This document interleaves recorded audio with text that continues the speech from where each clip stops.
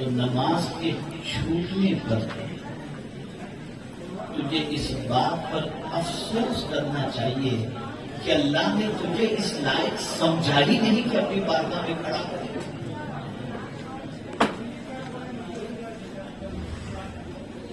تو نماز اگر چھوٹ جائے تو یہ سوچنا چاہیے کہ ہم اتنے پاپی ہیں خدا کے سامنے کھڑے رہنے کے لائق ہی نہیں.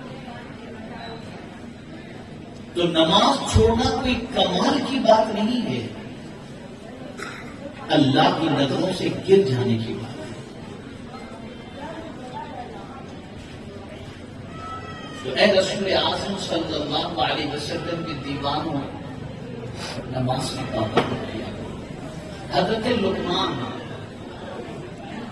آپ جیسے بہت سارے بات ہیں جو اپنے بیٹے کے حوالے سے فکر مند رہتے ہیں. کبھی قرآن میں دیکھو کہ باپ نے اپنے بیٹوں کو کیا کیا نصیحت کی. حضرت لقمان نے اپنے بیٹے کو پہلی نصیحت فرمائی، یا بنی. انداز دیکھیے کتنا پیارا ہے. آج یو پی بہار بنگال کے بچے کا نام ہے لڈو ادھر آ، ایک انو ادھر آ.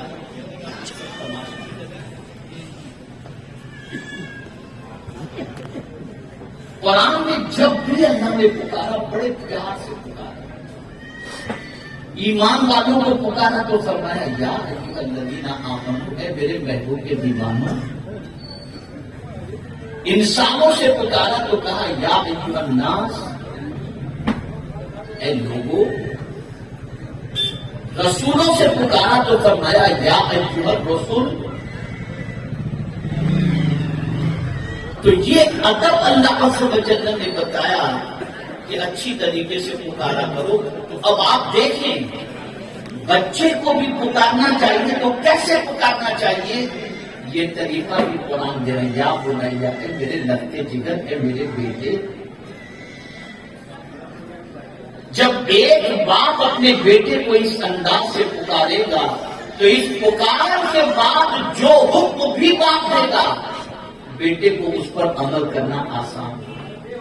جیسے قرآن میں جتنے احکام ایمان والوں کو دیے گئے اس میں اللہ نے یا ایھا الذین آمنوا فرما کر اپنے مومن بندوں کے لیے آسانی پیدا فرما. تو پہلی چیز بچوں کو اچھی طریقے سے پکارو، اچھے نام سے پکارو، اچھے انداز سے پکارو. تو حضرت لقمان نے اپنے بیٹے سے فرمایا یا بنیا، اے میرے بیٹے، اے میرے لگتے جگر. یہی طریقے سے حضرت ابراہیم علیہ السلام نے اپنے بیٹے سے کہا تھا جب انہوں نے خواب دیکھا تو فرمایا تھا یا بنیا انی اری فی المنام وقل یا بنیا، اے میرے بیٹے. اب پہلا حکم باپ کیا دے رہا ہے، اقیم الصلاۃ، بیٹے نماز قائم کرو. یہ نماز کی فکر صرف حضرت لقمان ہی کو نہیں تھی بلکہ اس نماز کی فکر حضرت ابراہیم علیہ السلام کو بھی تھی. اپنے بیٹے کے سلسلے میں، اپنی ذریت کے سلسلے میں. اس لیے دعا کرتے ہیں تو کہتے ہیں رب اجعلنی مقیم الصلاۃ ومن ذریتی. اس لیے کہ اگر بچہ نمازی بن گیا تو یہی نماز بچے کو بے حیائی سے روکے گی. یہی نماز بچے کو آپ کی آنکھوں کی ٹھنڈک بنائے گی. یہی نماز آپ کے بچے کے لیے سیدھے راستے پر چلنے کا ذریعہ بنے گی. کیا آج ہے کوئی باپ ایسا جو اپنے بچے کی نماز کی فکر کرتا ہو؟ کتنے گھر ایسے ہیں جہاں پر باپ اپنے بیٹے پر نماز کے سلسلے میں سختی کرتا ہے. ارے جب خود ہی نماز کا پابند نہیں تو اپنے بیٹے کو نماز کا کیا حکم دے گا؟ آپ میں سے بہت سارے لوگوں کو میں جانتا ہوں جو چھوٹی چھوٹی عمر میں علاقہ چھوڑ کر کے 12 سال کی عمر میں ممبئی کوئی چلا گیا، کوئی بنگلور چلا گیا، کوئی کہاں چلا گیا روزی کی تلاش. وہاں کماتے رہے، بڑے ہو گئے، کچھ سیکھا وغیرہ نہیں اور زندگی گزر گئی. بات اور فکر ہے روزی کی. ہر نوجوان کو فکر ہے روزی کی. رشتے دار کہتا ہے کہ ممبئی بھیج دو، ہم اس کو کام میں لگا دیں گے۔ کوئی رشتے دار بیرون ملک رہتا ہے تو کہتا ہے میں اس کے لیے ویزا اور نوکری کا انتظام کر دوں، آدمی بھروسہ کر لیتا ہے، رب کے فرمان پر بھی بھروسہ کر لیتا ہے۔ اللہ فرماتا ہے وَأْمُرْ أَهْلَكَ بِالصَّلَاةِ وَاصْطَبِرْ عَلَيْهَا لَا نَسْأَلُكَ رِزْقًا۔ اللہ فرماتا ہے اپنے گھر والوں کو نماز کا حکم دو اور تم بھی اس پر جمے رہو۔ اللہ فرماتا ہے میں تم سے روزی نہیں مانگتا، میں تم کو روزی عطا کروں گا۔ اللہ فرماتا ہے تم اپنے بچوں کو نماز کا حکم دو وَأْمُرْ أَهْلَكَ، اور تم بھی نماز پڑھو، تمہیں در بدر بھٹکنے کی ضرورت نہیں، روزی کسی کا میرے پروردگار سبحان اللہ۔ چلے میں چلا گیا، جماعت میں چلا گیا، یہ سنی کا بگڑ گیا۔ میں کہتا ہوں ایک ہی سراغ ہم نے کھلا رکھا ہے جہاں سے یہ چور لوگ گزرتے ہیں، اور وہ سراغ ہے نماز کے نام پر آتے ہیں لے کے چلے جاتے ہیں۔ میں نے ابھی منتظمین جلسہ میں سے ایک ساتھی سے میں نے کہا، انہوں نے کہا ادھر آئندہ ساتھی تاریخ ابھی سے دے دیں گے، تاریخ ابھی دے دوں گا، اعلان ابھی نہیں کروں، اس لیے کہ میری بھی ایک شرط ہے، اور وہ شرط یہ ہے کہ اگر میں تم سے کہوں کہ تم یہاں کسی کے پاس نماز سیکھنا تو تم بہانہ بناؤ کہ امام صاحب چلے گئے، مبلغ صاحب چلے گئے، مولانا صاحب چلے گئے، کوئی بہانہ تم دے ہی نہ سکو۔ اس لیے میں ایک طریقہ بتاتا ہوں، ہمارے یہاں آن لائن بھی کورس ہوتا ہے، جو کمیٹی والے آن لائن اگر 3 مہینے کا نماز کورس کمپلیٹ کر لو گے نا، آئندہ ساتھی تمہاری تعریف کرتے ہیں۔ ہمارے یہاں پروگرام کروانے والے علماء کے علاوہ جو لوگ ہیں، نہ ان کو کلمہ آتا ہے، نہ ان کو تحریات آتا ہے، نہ ان کو درود ابراہیم، کچھ بھی نہیں۔ آپ اللہ اس کے رسول کا ذکر کراتے ہو اور آپ سے پوچھا جائے کیوں جلسہ کرا رہے ہو، مولانا ہمارے یہاں بہت بگاڑا ہو گیا ہے، تو آپ سدھرنا نہیں چاہتے؟ ہونا تو یہ چاہیے کہ پروگرام کے آرگنائزر اتنے دین کے پابند ہو جائیں کہ ان کی زندگی کو دیکھ کر کے دوسرے دین کے راستے پر چلنے والے بن جائیں۔ سبحان اللہ، سبحان اللہ۔ آپ بہت اچھے ہیں کہ گانوں کی محفلوں کی بجائے ذکر رسول کی محفل سجاتے ہیں، لیکن اپنی کمیاں دور کرو، اپنی خامی دور کرو۔ آپ لاکھوں روپیہ خرچ کرتے ہو اللہ اور اس کے رسول کی محبت میں، لیکن قیامت میں نہیں پوچھا جائے گا کہ جلسہ کیا تھا کہ یہ کیا نہیں، یہ پوچھا جائے گا نماز پڑھا تھا کہ نہیں۔ اس کی فکر کرو۔ آج آپ آئے ہو بہت اچھی بات ہے، اچھی تعداد میں آئے ہو اور خوشی کی بات ہے، دل جمعی سے سن رہے ہو اور خوشی کی بات ہے، لیکن اگر آج یہاں سے جانے کے بعد آپ نے اپنے اندر کوئی تبدیلی پیدا نہیں کی تو آئے کیوں تھے آپ؟ کچھ لوگ شرماتے ہیں، ارے میں نماز پڑھوں گا تو میرا دوست کیا بولے گا، یہ کب سے سدھر گیا؟ اس کی دوستی آپ کو قبر میں کام نہیں آئے گی، قبر میں نماز کام آئے گی۔ قبر میں اگر اندھیرا ہے تو اس اندھیرے کے اندر دوست سجانا بندر نہیں آئے گا۔ حضور فرماتے ہیں کہ قبر کی روشنی نماز ہے، نماز قبر کے اندر روشنی تھی۔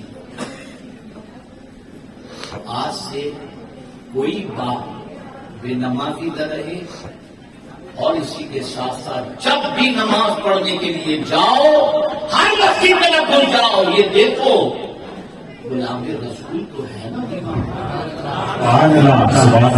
صحیح العقیدہ تو ہے نا امام۔ اس لیے کہ میں یہاں ایک چیز بتا دوں، اگر کسی بد عقیدے کے پیچھے آپ نے نماز پڑھی تو آپ کہیں گے پیچھے اس امام کے گویا اس کے عقیدے کو آپ نے تسلیم کر دیا۔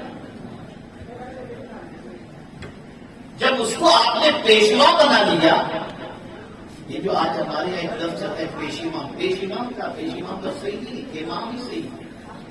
اب پیش تو آگے ہی ہوتا ہے، امام کا مطلب بھی آگے ہونے۔ تو آپ اس کے کہنے پر رکوع میں جا رہے ہیں، سمیع اللہ لمن حمیدہ کہے تو آپ کھڑے ہو جاتے ہو، وہ السلام علیکم ورحمۃ اللہ کہے تو آپ سلام دے دیتے ہو.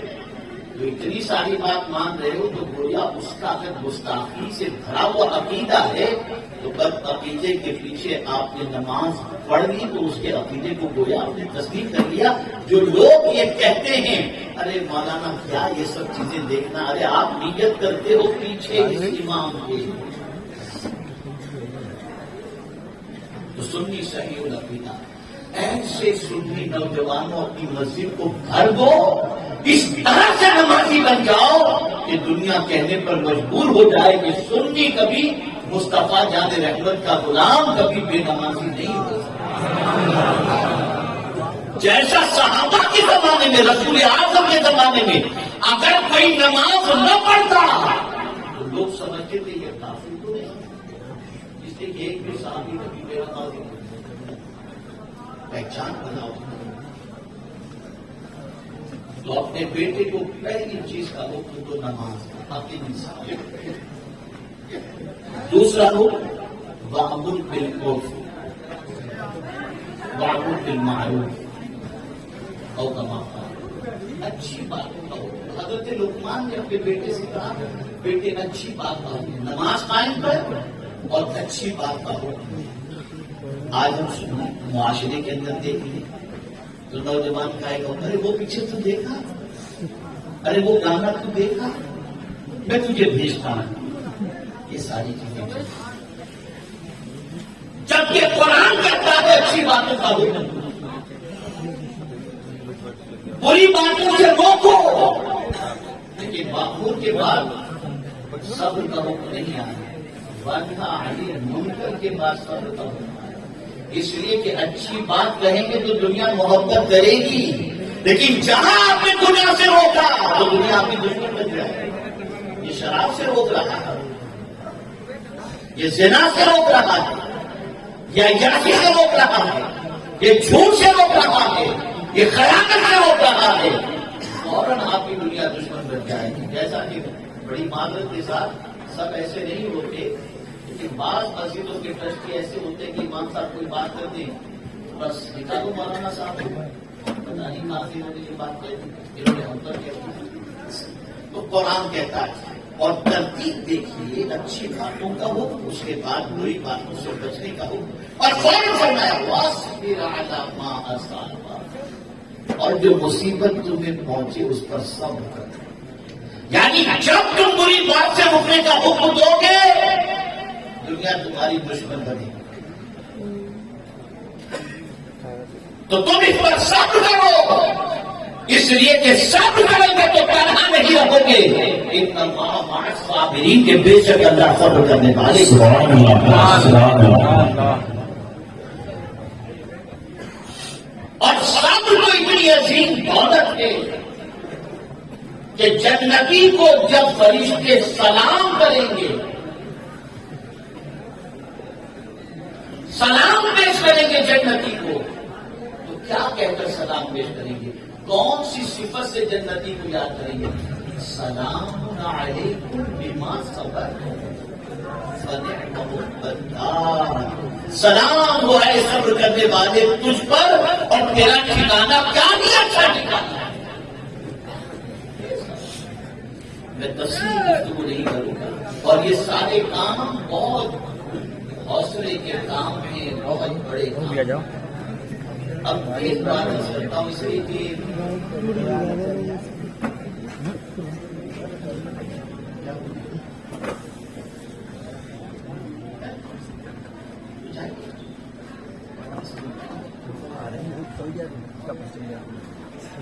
معاف کیجیے گا میری سختی کی وجہ سے بیچارے پریشان ہوتے ہیں، اللہ مجھے بھی معاف کرنا ہے. اور میں صرف اس کے لیے وہ کرتا ہوں کہ آپ گناہوں میں شریک نہ ہو، کہ اللہ اور اس کے رسول کی بات کو نظر انداز کرنے کا. اور حالانکہ آج مجھے پہنچنا وعدہ کر چکا تھا، لیکن طبیعت ایسی نہیں تھی کہ 600 کلومیٹر کا کم و بیش سفر کر کے کل میں ممبئی پہنچاؤں بائی روڈ. تھکان اور طبیعت ایسی تھی کہ پہنچنے کے امکانات بہت کم تھے، لیکن ہمارے سابق وزیر صاحب نے پھر پریشر ڈالا کہ آپ کو پہنچنا ہی نہ آتے ہو گیا. ایک بات دو باتیں تو آپ نے یاد رکھی. پہلی بات کسی کو نہیں معلوم کہ موت کب آئے گی، اس لیے ہمیشہ عبادت کی کوشش کرو. دوسری چیز نماز چھوٹنے پر اس لیے افسوس کرو کیا میں اتنا گیا گزرا ہوں کہ اللہ اپنے سامنے مجھے کھڑے رہنے کی توفیق بھی نہیں، میں اتنا گیا گزرا ہوں، یہ خیال.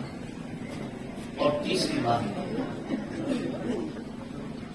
بہت سارے لوگ اچھے کپڑے پہن کر پکڑتے ہیں اور بازار میں چلتے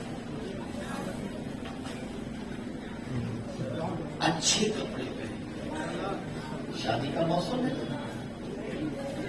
اکڑ کے چلے جتنا یاد رکھیے بہت قیمتی کپڑے پہن کر اکڑ کے چلتے ہیں، لیکن انہیں نہیں معلوم کہ اسی بازار میں ان کا کفن بھی بک رہا ہے.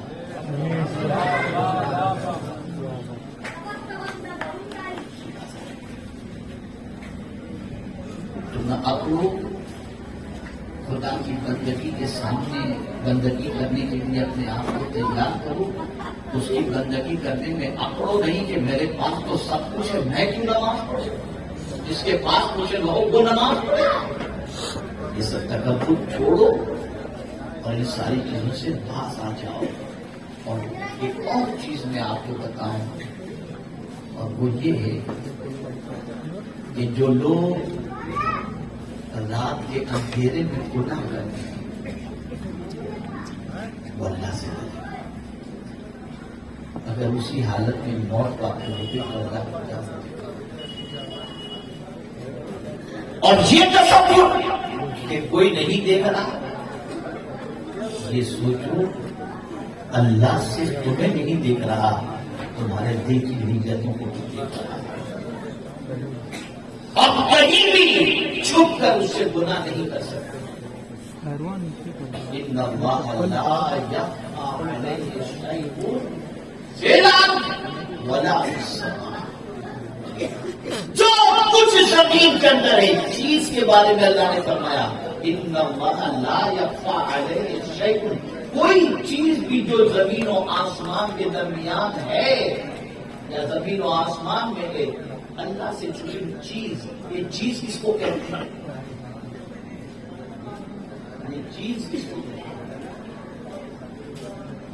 ذرہ ہے نا جو عدم سے وجود میں آ گیا وہ چیز جو نہ تھا اور وجود میں آ گیا، چاہے وہ ذرہ ہو یا چاہے ہلکا سا چھوٹا سا ہو یا کوئی بھی چیز ہو وہ وجود میں.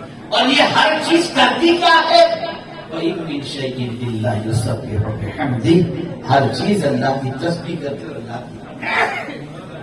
اور یہ چیز وجود میں کیسے آئی؟ تو قرآن کہتا ہے اِذَا أَرَادَ شَيْئًا أَن يَقُولَ لَهُ كُن فَيَكُونُ.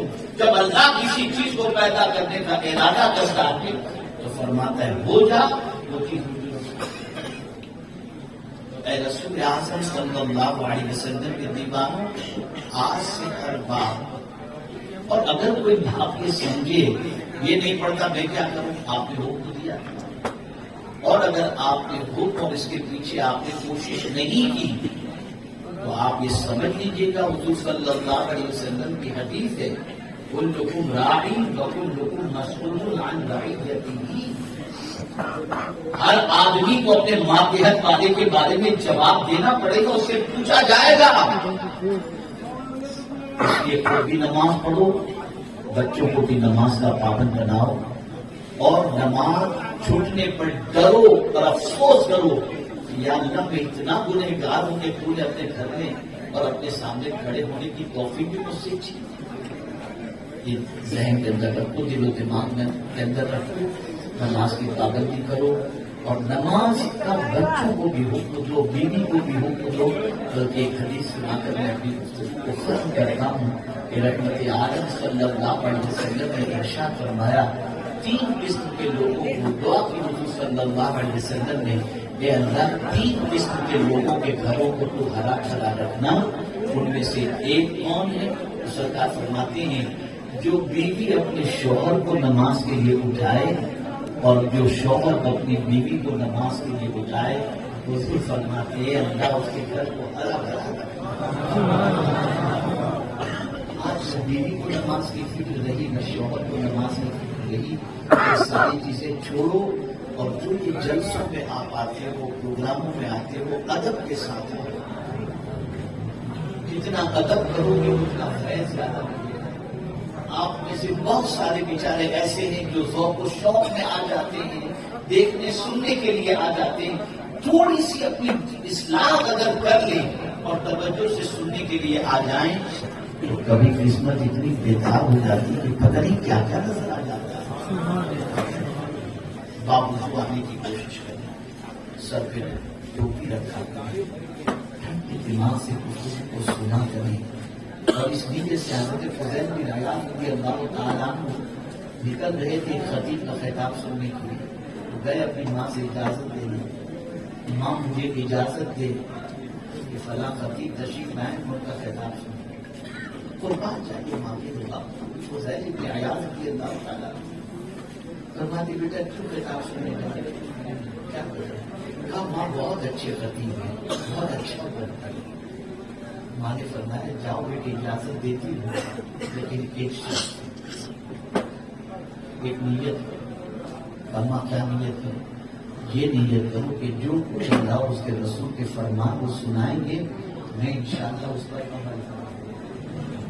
اور اگر تم نے عمل کی نیت نہیں کی اور صرف سننے کی غرض سے گئے تو پہلے تو نہیں جانتے تھے اور گناہ کرتے تھے، جان کر گناہ کرنے کا عذاب ڈبل تمہارے. ہم اس نیت سے آتے ہیں گاؤں کا جلسہ ہے، چلو سب ملیں گے، چلو چلو دیکھیں کیا ہوتا ہے، چلو نیت درست کرو. حالات آپ کے سامنے ہیں، سچویشن آپ سے چھپی ہوئی نہیں ہے. کب سدھریں گے؟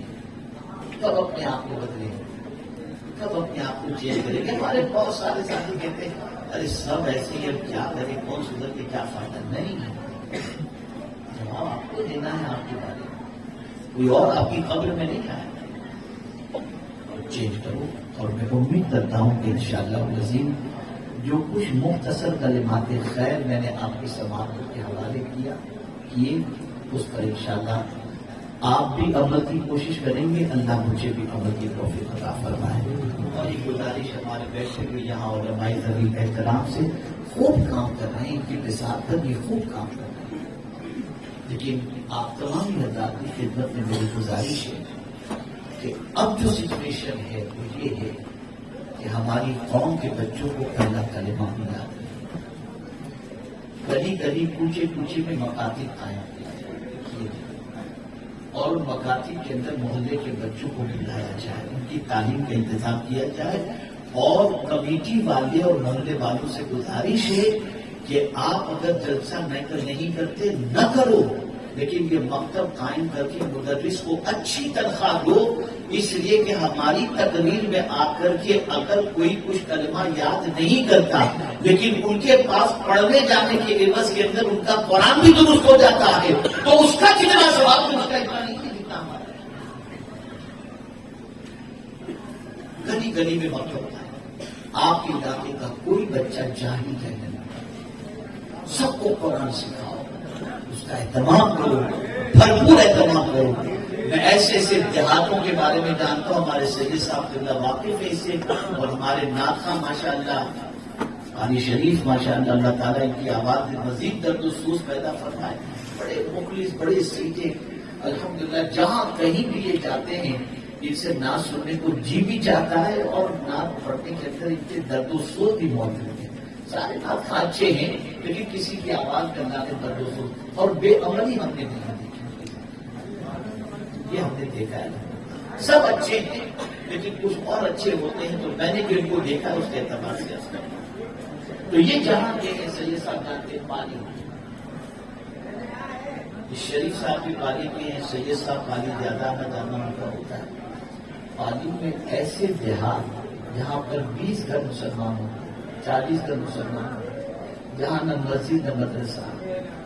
آج وہاں پر الحمدللہ رب العالمین تقریباً 100 کے قریب دیہات کے مکتب قائم کیے گئے ہیں. جب وہاں گئے تھے تو استقبال کرنے کا طریقہ الگ تھا اور کوئی کلمہ پڑھنے والا صحیح طور پر نہیں تھا. آج ایک ایک مکتب میں 50 50 60 60 70 70 80 80 بچے قرآن پڑھتے ہوئے دکھائی دیتے ہیں. کرو آپ کی ذمہ داری اپنی نسلوں کو دین سکھاؤ، ورنہ وہ غیر اسلامی طریقے پر عمل کر کے ایمان سے نکل جائیں گے. بہت محنت کرنی ہے، بہت مشقت کرنی ہے. اور بات کیا تھا اگر اجازت ہو تو آپ بنگال کے ایک علاقے میں تقریر کرنے کے لیے گیا. ایک مفتی صاحب بڑے باعمل اور بڑے مخلص آدمی، انہوں نے بہت ضد کی کہ آپ کو چلنا پڑے گا. گاؤں ایسا تھا کہ لائٹ وغیرہ ملتی نہیں. بہت پہلے کی بات بتا رہا ہوں، وہ بیچ 15 سال ہو گئے. وہاں پہنچا تو گاؤں میں ہم تک وقت ایک عمارت کھڑی تھی. انہوں نے بتایا حضرت یہ عمارت ذرا دیکھ لیجیے آپ. میں نے دیکھا وہاں کے اعتبار سے اچھی تھی، چند منزلہ کی. قیامگاہ پر پہنچے، بیٹھے، بات چیت ہوئی. انہوں نے کہا حضرت آپ نے عمارت دیکھی؟ میں نے کہا بولے حضرت یہ جو آج جلسہ ہو رہا ہے نا، اس کمیٹی کے اندر تقریباً 200 کے قریب قریب بچے ہیں. اچھا بولے سب ممبر ہے کمیٹی کے اندر بیٹھے. بولے اس میں سے 10-15 ایسے ہیں جو اچھے بڑے کام کرتے ہیں. یعنی کوئی سمجھ لیجیے کہ پی یو پی کا کام کرتا ہے، کوئی فرنیچر کا کام کرتا ہے. اس طریقے کے اچھے اچھے بڑے بڑے کام کرتے ہیں. 180 کے قریب بچے ایسے ہیں جو بنگلور، دہلی، ممبئی، کلکتہ وہاں کی ہوٹلوں میں برتن صاف کرتے ہیں. وہ سب اس کمیٹی کے ممبر.